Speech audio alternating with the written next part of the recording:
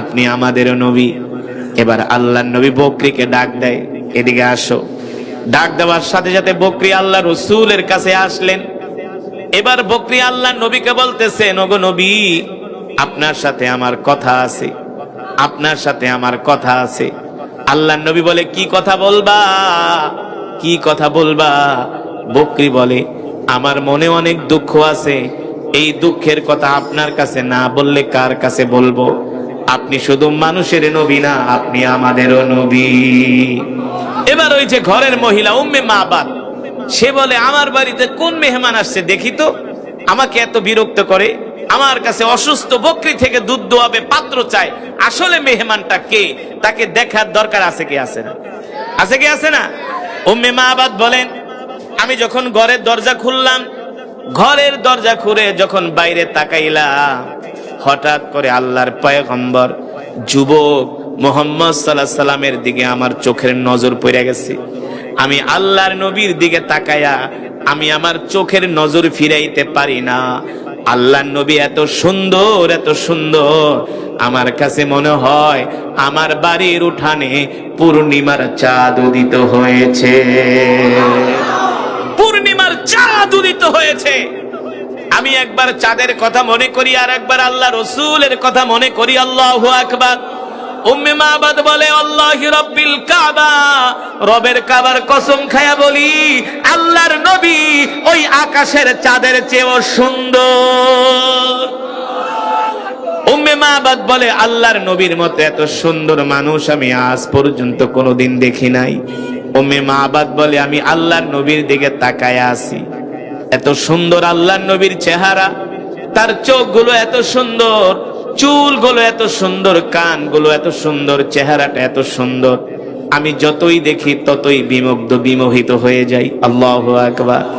এবার আমি মনে মনে ভাবি, পথিক, শুধু তোমরা এই বকরির দুধ না পারলে বকরিটা জবাই করে খায়া ফেলাও, আমার কোনো আফসোস নাই।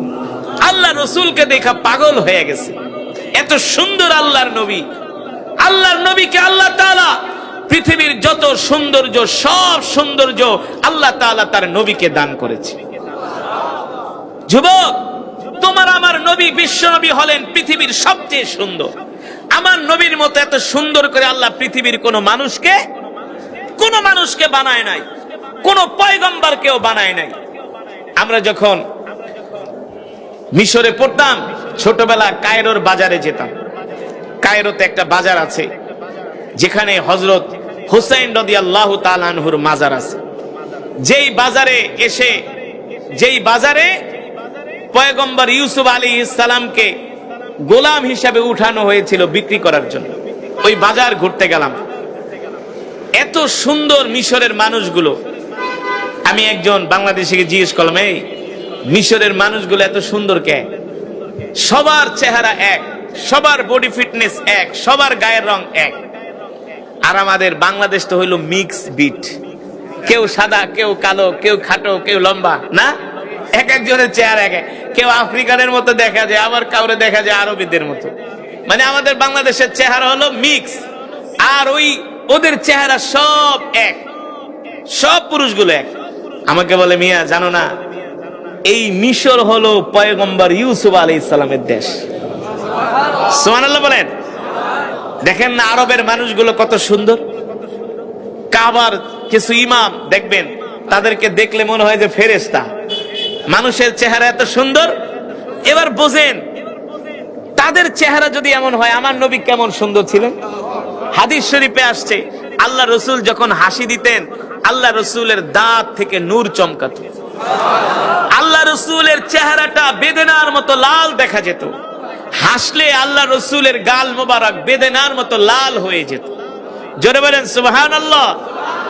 আম্মা জান আয়েশা বলেন, আল্লাহ রাসূল যখন আমার ঘরে অন্ধকার রাত্রিতে ঢুকতো, তখন কোনো কিছু খোঁজার জন্য আমার বাতির দরকার ছিল না, আল্লাহ রাসূলের গা মোবারকের আলোতে আমার ঘর আলোকিত হয়ে যেত।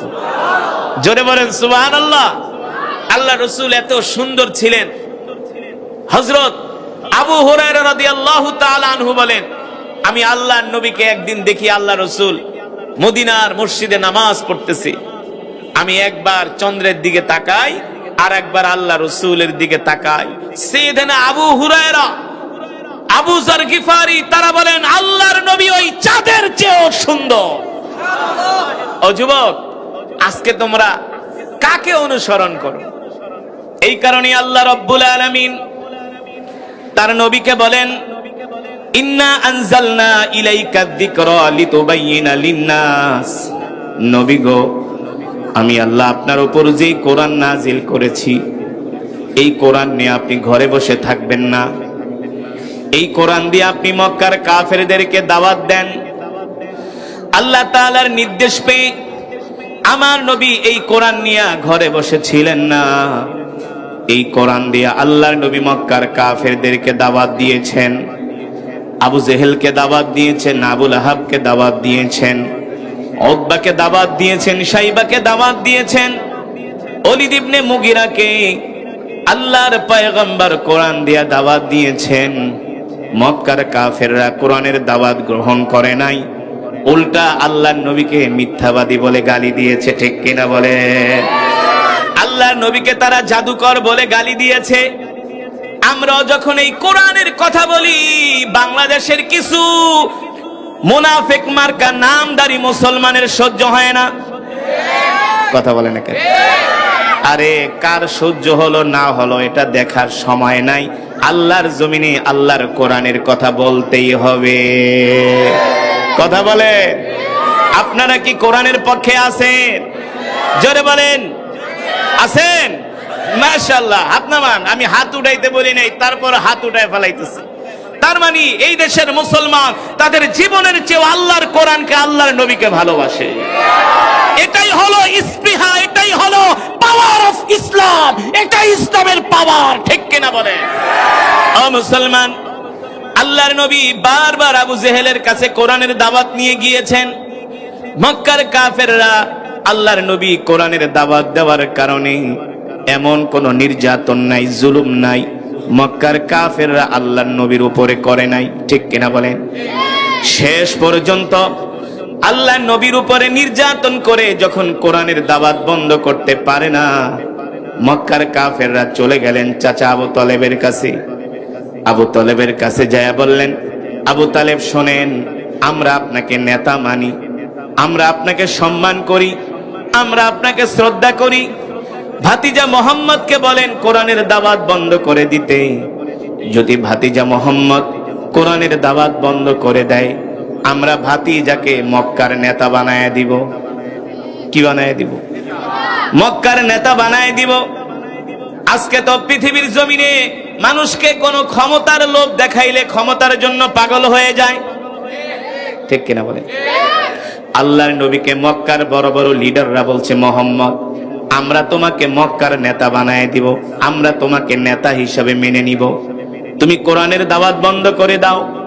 চাচা আবু তালিবকে বলছে, আবু তালেব, ভাতিজা মোহাম্মদ যদি কোরআনের দাওয়াত বন্ধ করে দেয়, আমরা ভাতিজাকে নেতা মানবো, ভাতিজার কথায় উঠবো আর বসবো। তারপরে বলো ভাতিজা যাতে কোরআনের দাওয়াত বন্ধ করে দেয়। চাচা আবু তালেব বলে, আবু জেহেল আর কোন কোন প্রস্তাব দিবা বলো।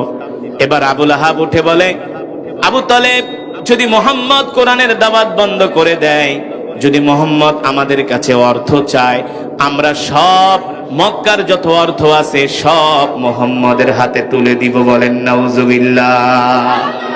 আল্লাহ নবীকে কোরআনের দাওয়াত বন্ধ করানোর জন্য ক্ষমতার লোভ দেখায়, অর্থের লোভ দেখায়। শুধু অর্থের লোভ না,